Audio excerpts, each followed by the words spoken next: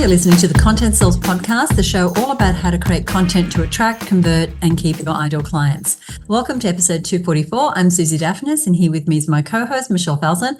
Hey, Michelle, how are you? Hey, Suzi, I am doing really well. Thank you. I'm looking forward to speaking with our special guest today, who is someone we've had on the show once before, and she's so brilliant, we've invited her back.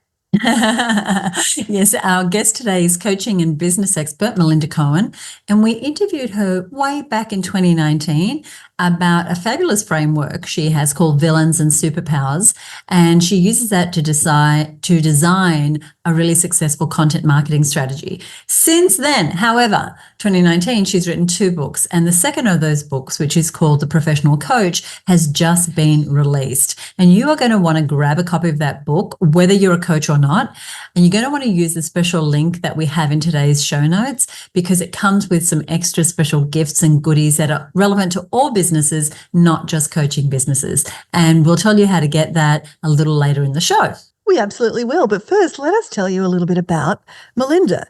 Melinda Cohan is someone I've had the great pleasure of knowing for near on a decade, and she is such a business genius. I've watched her grow not 1, but 2 thriving businesses in that time. And what I've personally love about her is she's got these big goals and she's grown big businesses, but she's also been an advocate for self-care and sustainability. And she also has such clarity of thinking based on real world experience, which I totally admire, and which both Suzi and I love to have on the show. And Melinda brings both her expertise in systems and self-care to help coaches get over their overwhelm of running their businesses and focus on what they love, the actual coaching of amazing clients. And whether you're a coaching business or not, all of us love to help our amazing clients. She's worked with tens of thousands of coaches since 2004, sharing the value of strong business systems and processes, helping them turn their passions into profits. And to make that possible, she created the Coaches Console, which is actually a software system that leverages all the systems in one platform for branding, list building, marketing, enrolling clients, creating amazing client experiences, and a lot more. All of that is integrated into this one cohesive Coaches Console platform. Now, she and her team also bring the power of coaching and training to help coaches create a clear and realistic path to a business they love. Like I said, she's written 2 books, The Confident Coach and The Professional Coach, and she's also the host of the podcast, Just Between Coaches. And today we're going to be chatting with Melinda about attracting high-paying clients and growing a successful business. Let's get Melinda on the line. Hi, Melinda. Welcome to the Content Sells podcast. So great to have you here. Hello there. I'm so excited to be back here. We love talking to you. And I want to dive right on into our very first question, because you have a brand new book out. It's called The Professional Coach, which is an amazing book. I got a chance to see a sneak peek of it. And it's based on the idea of the 8 pillars of professionalism. And we've got a lot of coaches who listen to this show. But even if you're not a coach, I think there's huge value in these 8 pillars. Can you give us an overview of what they are? Yeah, for sure. So the book, brand new book. I never knew that I was going to write a second book. I was so thrilled with the first one. And then when I saw the need for this one, it actually flowed really well. And it's centered around, like you said, the 8 pillars of professionalism. It includes the expanding of your commitment and dedication, because a lot of times when coaches in any kind of service-based entrepreneur, it's the same business model that we're talking about, the same elements of professionalism, no matter what services you offer your clients. But when we go from the early days of starting our business as an amateur and we're expanding to professional, we have to expand that commitment and dedication. We have to really get out of our comfort motive and our comfort zone and expand what that commitment is to and what we are dedicated to. The second pillar is defining your work ethic. And it doesn't mean working hard. A lot of people think if I just work hard and then work harder, success will happen. And that is not necessarily true. And so we get really clear on what that work ethic is. The third pillar is creating your unique value proposition. What makes you, uniquely you, unapologetically you, and how do you articulate that so that you feel confident putting yourself out there? The fourth pillar is establishing accountability to outcomes. And this is one of my favorites. because we take the services that we offer for granted. We love it. If you're a coach, we love coaching. If you do marketing, whatever that gift is that you have that you share with your clients, we take it for granted.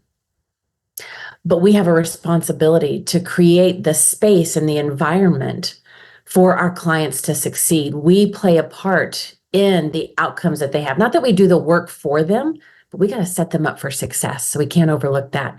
And then the fifth pillar is designing the delivery of client support, because it goes beyond just the specific service you're providing, or just beyond the coaching conversation, for example. And we've got to provide what I call the exquisite client support level, to support our clients before they're interacting with our services, while they're interacting with our services, after, and then in between the points of contact that we have with them. The sixth one, another favorite, I think they're all my favorite. It's probably why they made it into the book. But the sixth one is setting professional pricing. This is one that just scares people so much, and it doesn't have to be daunting. They just don't know how to set their prices, however they're packaging their services, whatever services they're offering. And so I go through a really pretty simple money matrix to help people feel confident about the way they're pricing their services. We do that in that pillar. And then the seventh pillar is managing the business finances. It's a topic that a lot of entrepreneurs don't like talking about, but we've got to pay attention to. And so I break it down pretty simply in that pillar. And then the last pillar, what I geek out on a lot, is implementing business operations, because how you implement your business behind the scenes is going to be the difference between being burdened by your business or being liberated by your business. So I love that last pillar. Oh my gosh. I don't consider myself a coach, but I'll be running, not walking, to get the book, because I love that system. And what I'm loving is I heard words like commitment, dedication, and, work ethic, value proposition. And then it's like you're giving us the finances and the operation. So it's very well-rounded. It's not just the soft is not the right word, Melinda, but it's just about having a coaching business. It's not just about being a great coach. So good. That's right. That's exactly right. Now, finding high-paying clients is something we talk about quite a lot here on the show. Now, in the book, you've got a counterintuitive, fill-in-the-blank kind of system that you talk about as a way to attract high-paying clients. Could you tell us a little bit about that? Yeah, so one of the things that I cover in one of the pillars is the unique value proposition. Now, that's not anything new. That's been around since the beginning of time, I think.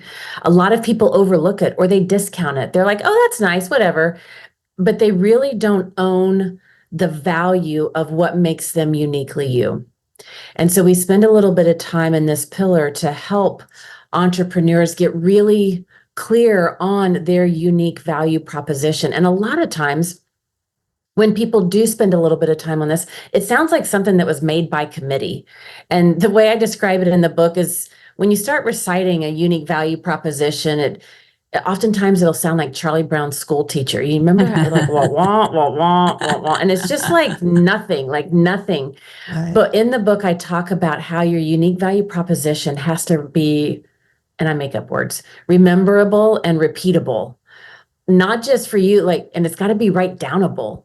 Whoever is hearing this, you want them, it's got to be clear and simple and succinct. It can't be jargony.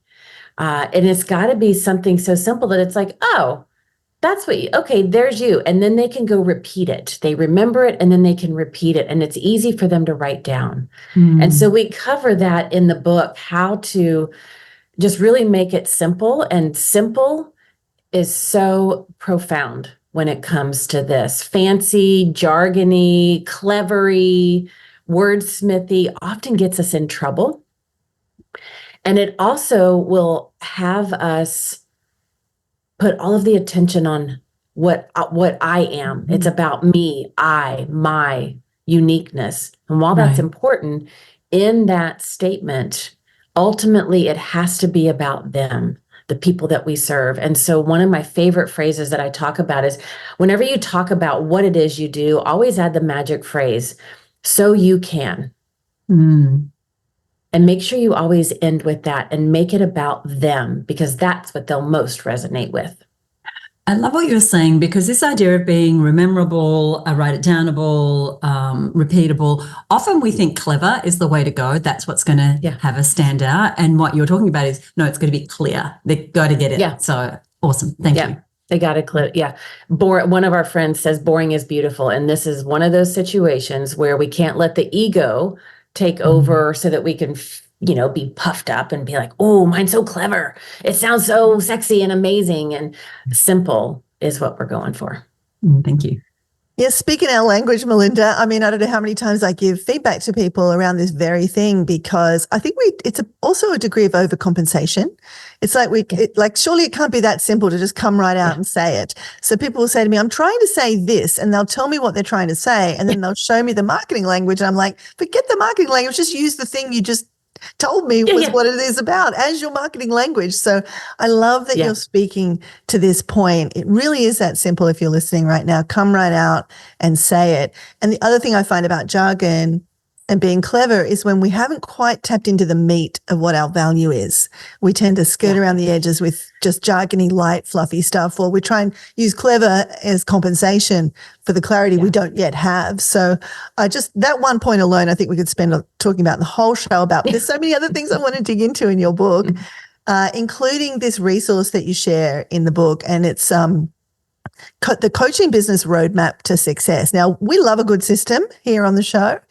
How can having a roadmap help prevent coaches, but also other small business owners, from working these 60-hour weeks, from not being liberated by their business, instead being like completely overwhelmed and inundated by their business? And how can we stop spinning our wheels as a result of that?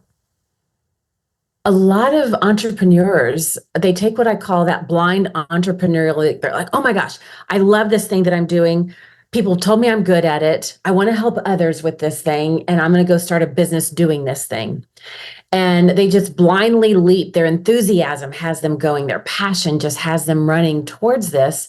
And in that moment, all of a sudden they're, oh my gosh, I need this. I got to do that. I need that. And they're in this reactionary mode right out of the gate if they're not careful.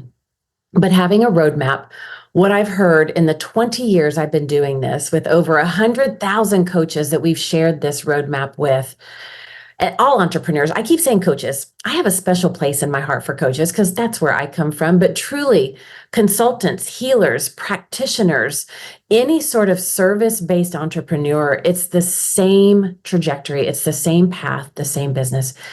And having this roadmap, all of a sudden, I'll share this with an entrepreneur and they'll be like, oh my gosh, that's where I am. And when they can locate themselves, it's like a tether. Like before, they were just floundering in the void of who knows where. And that is very stressful. That creates a lot of anxiety because they don't ever know, is this working? Am I going at this right? Am I getting this wrong? And so having that roadmap's like a tether to know, okay, this is where I'm at. Good to know. And a lot of them are a lot farther than they realize. And then that right there, all of a sudden is this jolt of momentum. They're like, oh my gosh, I can do this. I still have a pretty good ways to go, but I'm farther along than I thought. And that jolt of momentum helps to create the clarity and focus on what they need to do. And then having the roadmap, knowing the different business phases that every business evolves through. Whether you want 5 figures, 6 figures, 7, doesn't matter. They all evolve through these phases in this roadmap. And so now you know exactly what to work on, where to put your focus, what to do next. So you're not having to go back and fill gaps or do something that you forgot or redo something because you didn't have what you needed. And so it really just creates this sense of efficiency, which creates this flow, which then brings out the confidence and professionalism. We're all for flow. We're all for efficiency. We're all for confidence. And this roadmap, like, can you just give us like the very high level sense of what does this kind of look like at a very high level, this roadmap? With the roadmap, there's really 5 phases that every business goes through. The first is, it's a critical phase that a lot of people, when they take that blind entrepreneurial leap, they just go right past it. but it's the foundation phase. And in this foundation phase, this is where, when we were talking earlier, we get really clear on our values.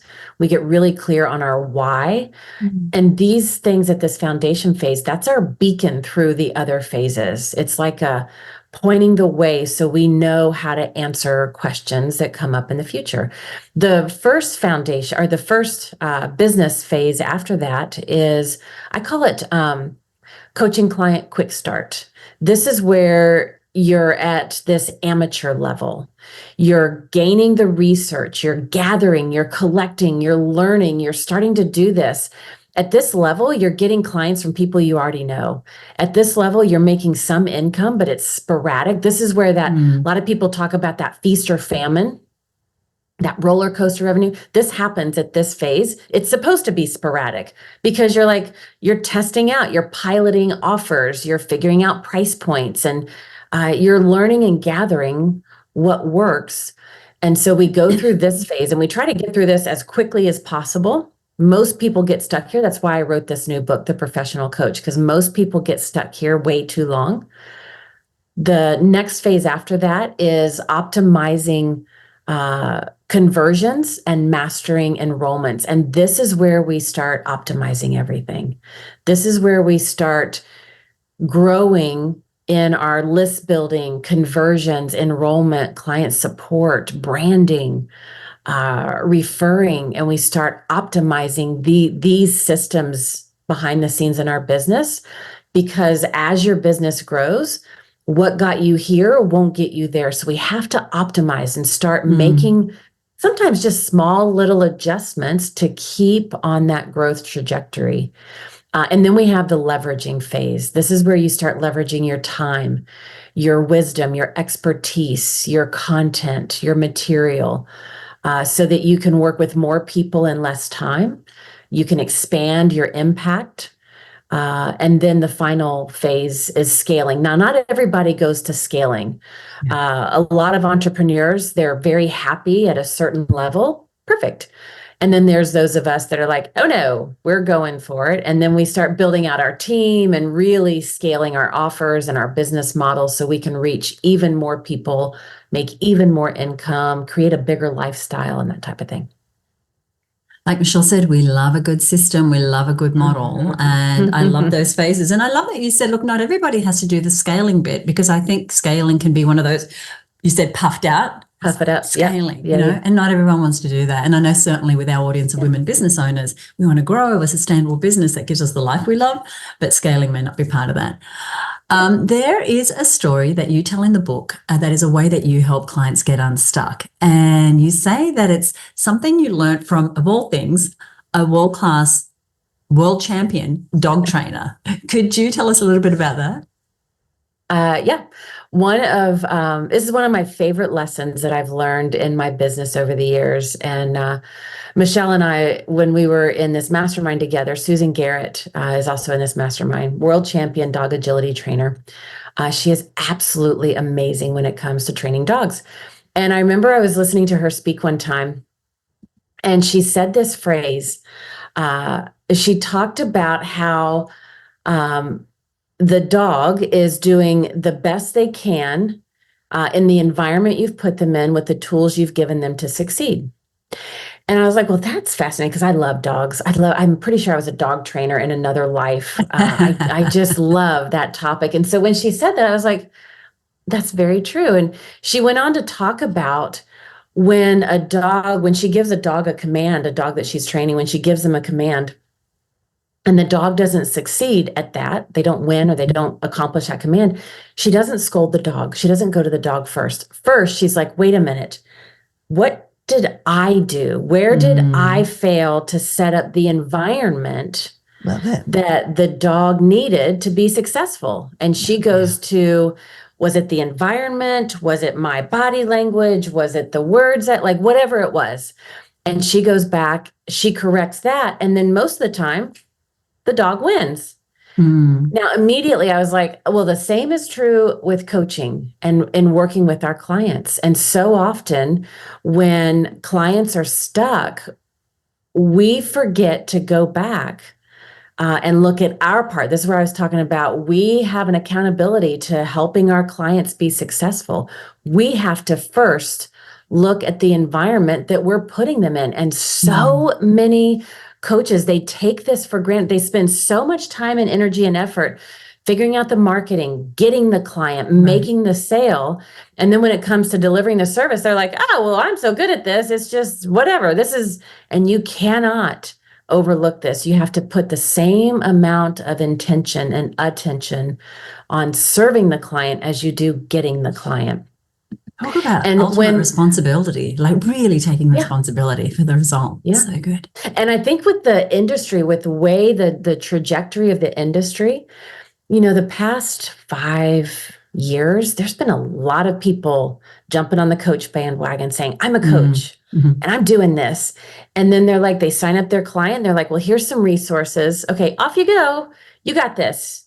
It's your job to do the work. And then they just never serve or support them. And I think those people in the 2-3 years to come, they're going to be dropping off, falling by the wayside. Right. And it's going to be the people that really put the attention on this aspect to set up the environment, to bring the tools and resources beyond the skill set that we're trained in, is what's going to help our clients.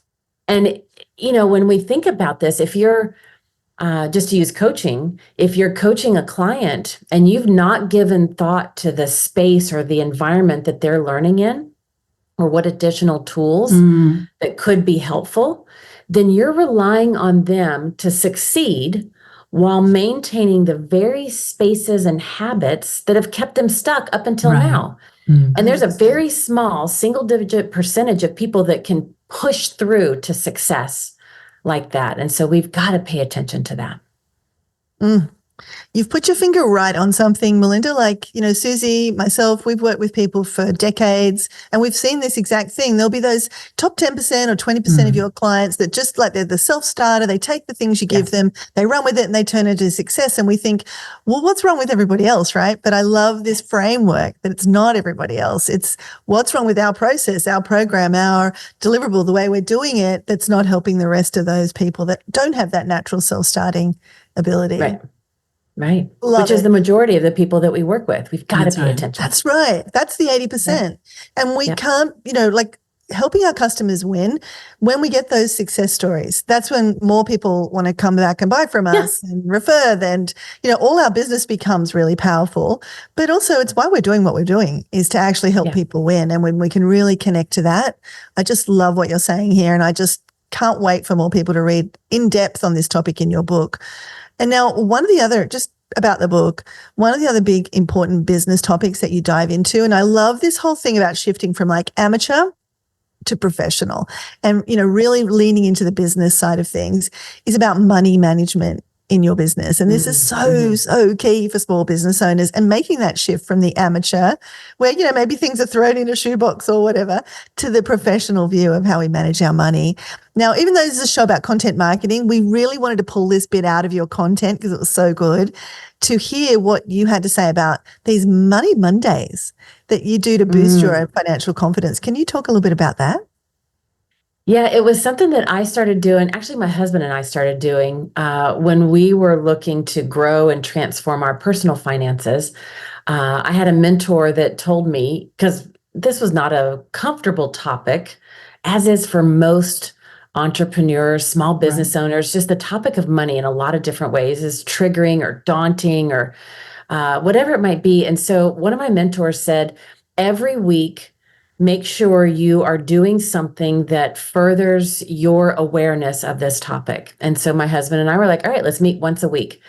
And so we called it Money Mondays because we met on Mondays. And then it was just it's like Money Mondays. That sounds fun. Let's make money fun. And so we would meet and it would be, different things at different times. And then I took this into my business. And so my business partner and I, every Monday we would meet. And in the beginning, we're like, business budget and cash flow and profit and loss and balance sheet. And we're like, oh my gosh, I don't even know what all that is. I'm supposed to know, but I don't know. And we would just heavy.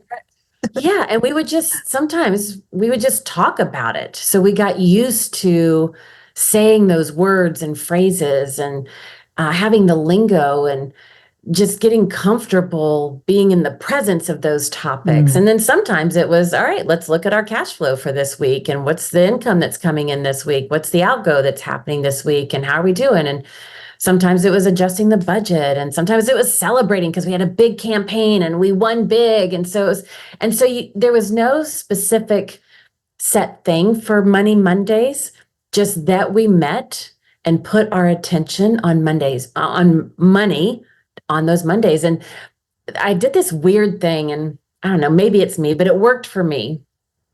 When I was daunted with money, I would just kind of keep it at bay. And I was like, it was just like, let's just keep it over there. I've got to pay attention to it, but I'll just do the minimum I can. And then somebody asked me, what if money was a lover? And I was like, well, we'd break up pretty fast because I don't put much attention on it and I don't want to talk to it. And it's like, you stay over there. And I was like, well, that's not good. That's not healthy. And then I was like, so what if it was a relationship? And then I started treating it, and I was like, we would sit down and we would have conversations and we would get intimate and all this. And I'm like, all right, well, let's do that. And so then I just started thinking about money differently. And these Money Mondays were the framework for helping me to just expand my awareness and let the topic not be as daunting, because it doesn't have to be as daunting. Just most of us come from an employee mindset. We're good at a thing. We do a thing. We get paid for that thing. The end. And we just have never looked at any of these other things that are necessary if we're going to have any sort of business beyond just a hobbyist. And so that's why I've given a whole pillar and chapter to this topic, just to kind of, it's like, oh, pass the salt, like just that non-chargy kind of energy about it.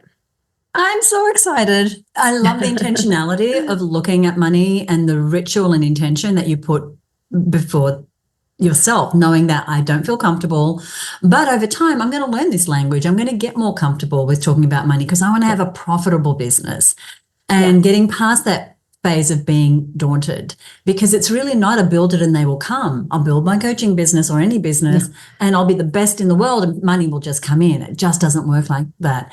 And you mentioned the analogy of money being a lover. I can't remember who said this quote, but it was something about if you are indifferent about money, money's going to be indifferent about you. And it's a similar sort of thing. It's like building a relationship with this entity, with this thing that is such an important reward for us for all the work that we do. But we have to be willing to get through that discomfort. We have to be willing to have a ritual like a Money Monday where we are not burying our head in the sand or looking at the bank balance at the end of the month and thinking, I think I'm doing okay, but actually knowing. So thank you so much for including that. Love it, love it. Now, just extending the money conversation into something specific, and we've talked about this quite a bit on this show, which is how do we price and package our services? How do we put these offers together so that we're pricing them in a way that our business is profitable, that when we have that money conversation, we're happy with the conversation. It can be a tricky subject for many entrepreneurs. So in your book, you have this fantastic theme, the money matrix, and you also talk about setting aligned pricing, which is such a great phrase, aligned pricing. Can you talk more about that? I'll talk about the money matrix in a second, but I want to talk about that aligned pricing because there's this phrase in the coaching industry, and I hear it in a lot of other places as well, but especially in the coaching industry. People will say this, and if you all say this phrase, I'll stick my foot in my mouth. We'll talk about this and have some fun with it. But they say this phrase, charge what you're worth. And that phrase, I think, is one of the damaging phrases in our industry. And I think it's one of the reasons that a lot of people continue to struggle with pricing their services, because our worth has nothing to do with the price of our services. Our worth is priceless. No matter what we do or what we don't do, how we show up or how we do, we are priceless human beings. And I think when we hear that phrase, charge what you're worth, it begins to mess with our mind and just do a horrible job in our mindset. But instead, when we can create pricing that's in alignment with the transformation that we provide, now we're talking. Because when the transformation, the outcomes, the results drive and influence the pricing, people can understand the value better because they can see the transformation. When the value's there, the confidence is there to invest. When the priority is there, people will invest. And so the aligned pricing is about the transformation that people will have when they go through whatever, however you package it. If it's coaching, if it's a membership, if it's a retreat, if it's consulting, if it's an online course, a do-it-yourself, whatever it is, it doesn't matter. But let it be in alignment with the transformation that's provided. Because then, when you start with the transformation, one of my favorite things in business, in just about every system in business, is reverse engineer. Then you don't have to guess. You start with the transformation, and if you have a coaching package and when they work with you and they're going to get these kinds of outcomes, then you can reverse engineer to see what's going to be needed. So now we're getting into the money matrix. What do I need to bring to the table to support my clients to get those outcomes? So that's one element of the money matrix, everything I bring to the table. Because at entry-level packages, it's going to be very different from a high-end offer that you're going to bring to the table for the kind of results that'll happen. The kind of results that client gets, a second part of the money matrix, are the client results, and what's the corresponding value?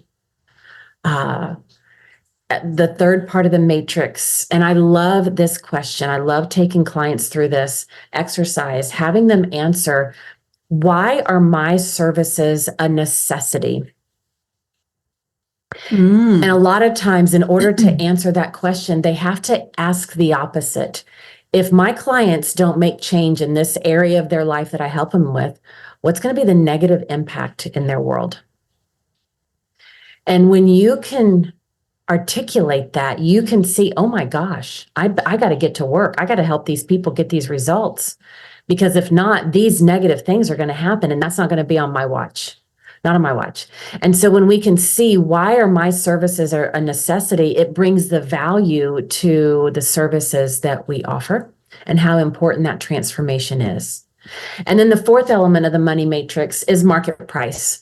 If somebody doesn't hire you to help them create transformation, where are they going? What kinds of programs are they going to invest in? What kind of pricing are they going to pay?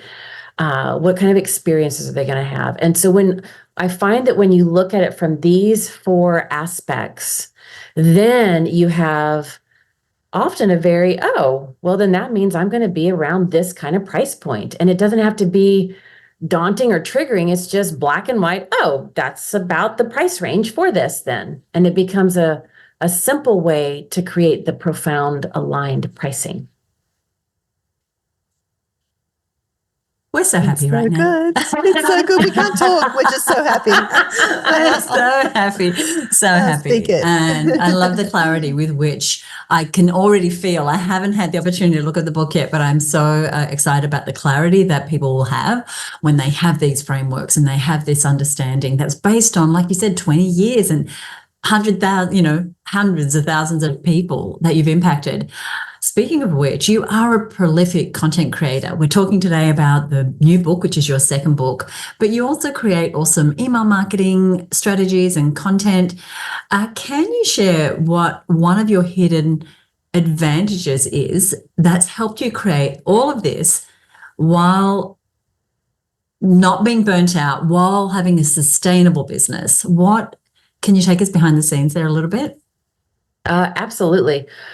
One of the things that I knew early on, when I first started, as we were growing our business, I would see a lot of my colleagues taking great pride in working their fingers to the bone. Like it was this badge of honor that they were wearing. And I remember this one colleague, and he said, I haven't gotten out of my pajamas in 4 days.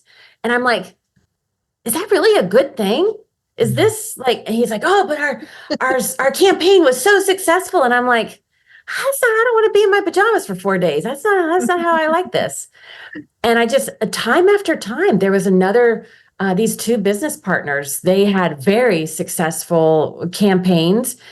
And then they were so burnt out. They were like bickering. And I'm like, wow, at what cost is this worth it? And I remember thinking, this is not how we're going to do this. This was back in 2012, 2013, when I first was starting to get into doing launches and campaigns and really looking to scale the business. And I'm like, no, this is not how we're going to do this. It was also at the same time that leading from the place of pleasure was a priority from me. My husband always talks about, he was like, do you know that you sparkle? And I remember when he first said that, oh my gosh, I melted into a puddle. And I'm like, oh my gosh, yes, thank you. It's true. I do sparkle, but wow. And so I've always wanted to protect that sparkle because I know that's part of my uniqueness that I bring to my clients.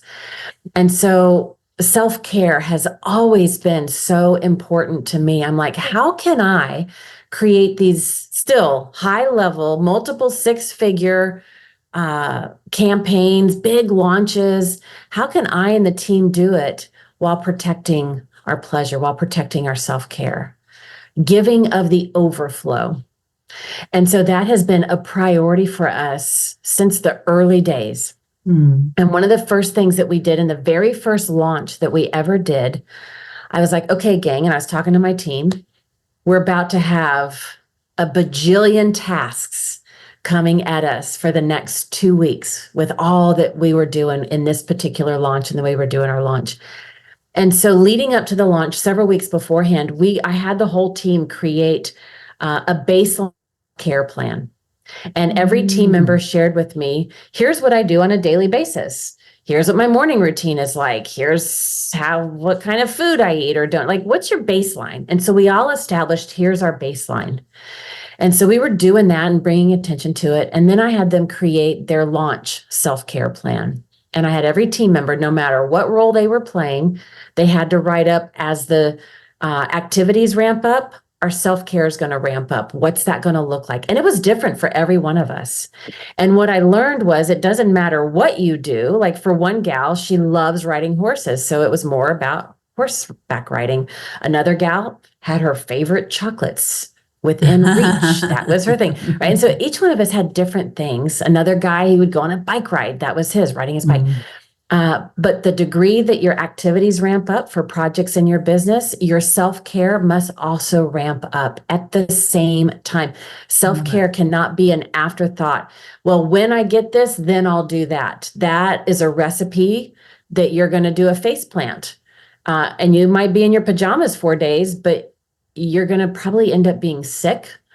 Another colleague of mine was so burnt out after the campaign, he missed the kickoff and the fulfillment, starting to fulfill his program.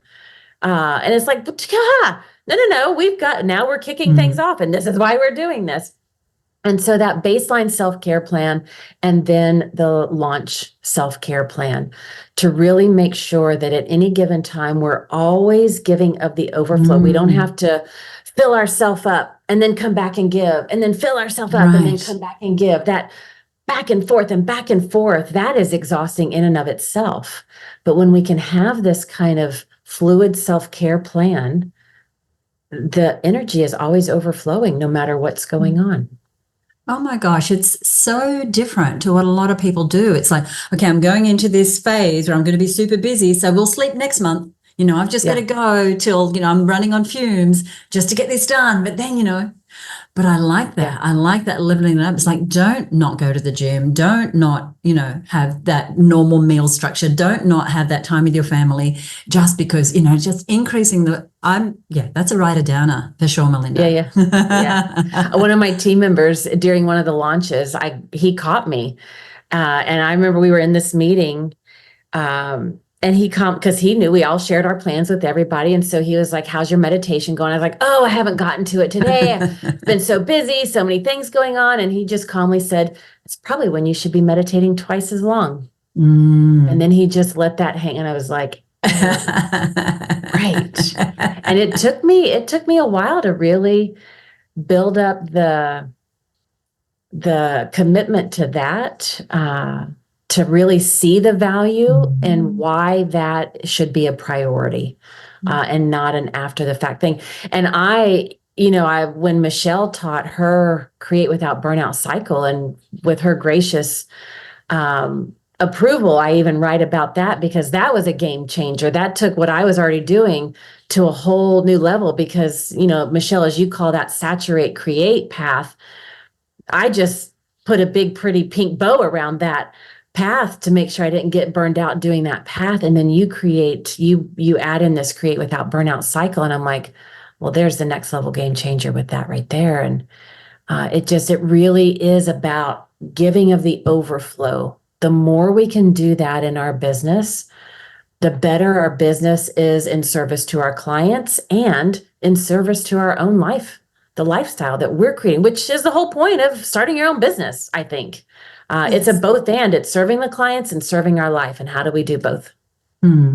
Well, we have a link to that Create Without Burnout episode that Michelle and I did, so we'll be sure to link with that. So thank you for mentioning that wonderful resource. And speaking of resources, you've already indicated there's a number of frameworks and models in the book that are going to be beneficial, but you've actually created some other reasons for people to buy the book, some extra resources. Could you tell us about those? Yeah, throughout the book, I talk about, like in the money pillars that we were talking about, I talk about the money matrix, or I talk about, as a budget. I was just earlier today, I was talking about with this gentleman. He's got his own business, and he was like, I know they tell me to have a budget, but I don't know what's supposed to be in it. And so in that, the one pillar that we talk about, managing business finances, I talk about here's what to include in your budget. And so one of the resources you can get is an actual workable spreadsheet template, so you can start tracking your budget, cash flow report. How do you do that? And so I take this, I just don't talk about it in the book. When you go to the book's website, there's a toolkit, the Professional Coach Toolkit, and I'm giving you all the resource that roadmap that we talked about. You can download that so you can locate where you are, and then you'll see the milestones to hit for each phase. And I want you to have the resources so you can roll up your sleeves and get to that level of professionalism, because the faster you can get there, the faster you can get in that flow. And that's where that confidence is, and that's where that credibility is built, and that's where that trust happens. And that's when people buy from you, is when they know you, like you, and trust you. Thank you.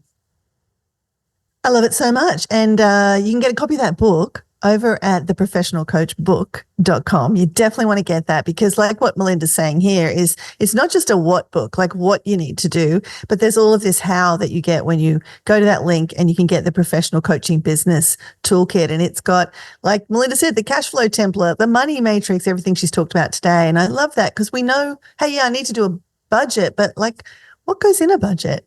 You're answering that question, which is brilliant. And I also believe you're giving people a bonus of the audiobook. Is that right? Yeah. When you go to get the toolkit, we'll give you the audio version of the book as well. So that is my gift to you. So that however, if you, like, I love the hard copy in my hands, you can go get that version if you want. A lot of people love the audio version, listening to it as they go. So that's there as well.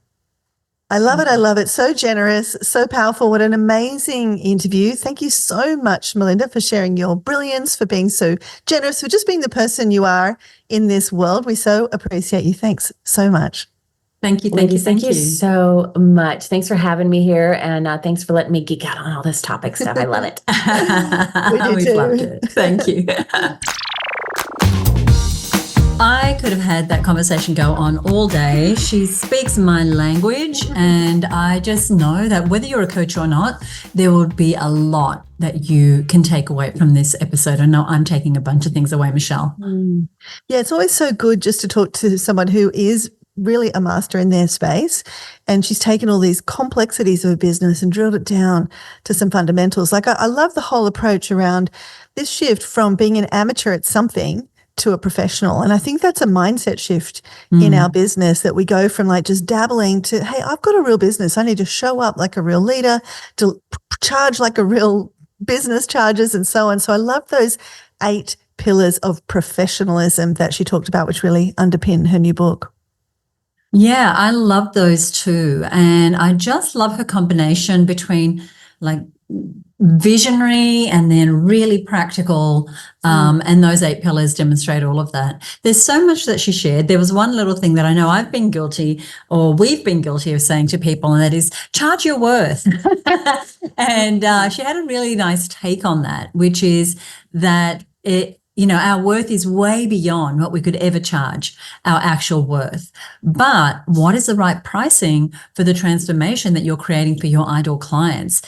Align your pricing with that transformation. I thought that was a really great distinction on something that I know a lot of our listeners struggle with, and that is, how do I actually ask for more? How do I position my pricing in a way that is in line with the transformation that I create? 100%. And for me, that phrase that I tend to love to use, because I agree with what Melinda's saying about charge your worth. I don't love that as a phrase, but I do love own your value, which is, I know, something we've said a lot here on the show. It's what we talk to our masterminders about. And what I think Melinda gave us with that point was this idea of really understanding how to communicate that value by, like you said, tapping into the transformation. So I loved that.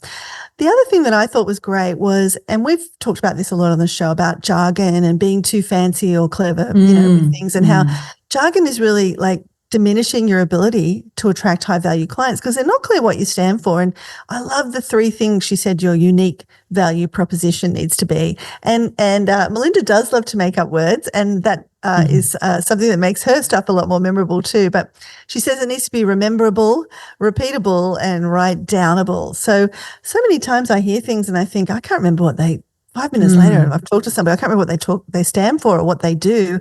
But there are those people that you speak to and you just know, you never forget what it is they do because it's really doing those 3 things. I love that. And yeah, we can often get caught up in clever, and it's kind of an amateur move in some ways, because you'll find that the biggest brands, the ones anyone, whether it's a personality or a product or a service, we remember them. We can relay that information because it's clear.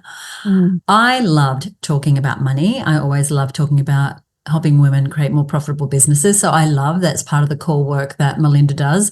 And I love the idea of how she created the habit with those Money Mondays, starting to build that relationship with money, starting to look into areas of her business that maybe weren't clear at the beginning, and maybe there was language that was confronting or not easily understood even by her, but she persisted with it until it became more comfortable. And I think that's a lesson for all of us, whether it's money or whether it's any area of business. For some of you, it's marketing, but just to get into that relationship with that part of your business, because otherwise we are off tilt. We, might be strong in one area of business, but there might be a black hole in something that's really important. And for me, money and marketing are 2 of those big pillars in our businesses that we want to have a great relationship with.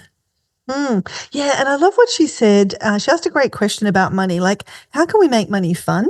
I thought that was such a great question, because for a lot of people, money is that daunting conversation or the thing they feel anxious about. How can you make talking about money something you want to do?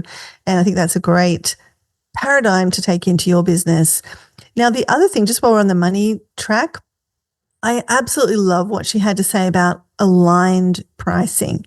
How to align your pricing with the results you're delivering, and how to get to that kind of from this reverse engineering thinking. Like, you were speaking before about the transformation, like beginning there and kind of reverse engineering your thinking all the way back to how you communicate that value. So that all distilled with that big question she asked, which was, why are my services a necessity? And I thought that was such a great question to ask ourselves. Why are my services so needed by my client? And what happens to them if they don't get them? And I think that puts a real fire under all our butts when we realize, if people don't know how to manage their money or grow their business or market their business, these are all the side effects that are going to happen to them. And that can be very motivating to get out there and really, I want to say the word fight for our clients, really lay down our best efforts at getting those people to take our services. I think there's a certain level of empathy that is built when you do play that out and think, well, if they don't take up this service, if they don't heal their gut, if they don't deal with the menopause, if they don't put these systems in place or whatever it is that you help with, what might happen if we extrapolate that out? And if you can empathize and get really clear on the pain that they will continue to experience, or perhaps it'll worsen, it really does allow you to go to battle for your clients and for the work that you do.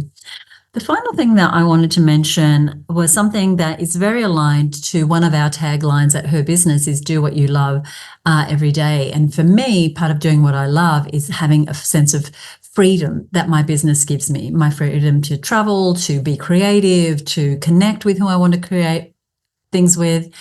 And she said being liberated by your business rather than burdened by it. And so I think that's just a great little measure for us to check. How am I doing? Is what I'm doing right now, is it going to help me become more liberated in my business, or will it have me feel burdened? And I think that's a wonderful long-term approach to think about in your business, about just continuing to create a business that liberates you.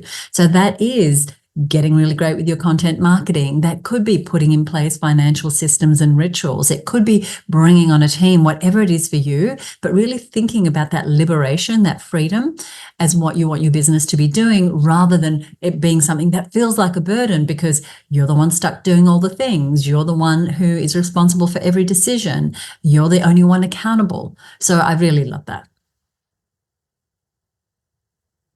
Me too. I mean, we can never hear these messages too many times. I think everything she said is worth a re-listen to this show more than once. Absolutely. And also getting a copy of that book. So we mentioned some things in today's episode with Melinda that we're going to put across on our show notes. But I just want to remind you to get a copy of Melinda's new book at theprofessionalcoachbook.com, because when you buy the book, you get the Professional Coaching Business Toolkit, which is a bunch of free and really valuable resources that include budget and cash flow templates, her money matrix, and other really great tools that Melinda mentioned earlier in this episode. And they're also in the book. Plus, you get the free audiobook. And I love an audiobook. So I'm definitely going to be getting a copy. The link to anything we talked about today, and of course to Melinda's book, can also be found over at our show notes page, which you'll find at herbusiness.com/professional coach. That's herbusiness.com/professional coach. So I agree with Michelle. This is a good one to rewind and listen to again, because there was so much gold. Now, we love to share tips like these that Melinda gave us with as many business owners as possible. And what really helps us to do that is to have great ratings and reviews on Apple Podcasts. And we are so grateful to have over 100 5-star reviews. So thank you if you're a regular listener. If you're new to the show, I've got something for you to do. Just hang on a second. But first, I want to thank someone who and it's actually our someones who gave us a shout out on LinkedIn. So there's a page with over 16,000 followers, and the page name is Human Resources. And we recently did an episode called 5 Ways a Virtual Assistant Can Help You Do Better Content Marketing. And the page actually gave us a shout out to say great tips on how a virtual assistant can streamline your content marketing efforts, and did a shout out for the show. So whoever you are, administrators of the page, I want to thank you so much for the shout out. We so appreciate it. Michelle, what do we have coming up in the next episode? Well, we did both mention at the start of today's show that we do love a good system, and we're coming back to the next show with some more system-centric focus. We've chosen some of our favorite marketing systems to share with you. Now, back in episode 211, which is, over 40 episodes ago, Suzi and I picked a couple of our favorite marketing systems. And we're adding to that with 4 more of our must-have systems to help you get more streamlined, more efficient, more effective with your marketing. We're going to be sharing a little bit about what our systems look like for those kinds of things, and just get your brain turning. You might have these systems already and learn a little way to streamline it some more, or you might be thinking, oh my gosh, no wonder I'm having trouble with this part of my business. I need to systemize it. So that's all coming up in the next episode. So if you are new to the show and you don't already subscribe, go ahead and hit subscribe or follow wherever you are listening. If you enjoyed this episode or any episode of the show, we would love it if you would leave us a rating or review. Michelle, anything you want to say before we go today? Oh, Suzi, just a big, huge thank you again to Melinda Cohan for sharing her brilliance with us and reminding us all, that it is about really tapping into the value that we bring to the people that we serve. And definitely a reminder to grab her new book. Yes, and thank you again. Thank you for listening. We'll see you next time right here on the Content Source podcast. Bye for now.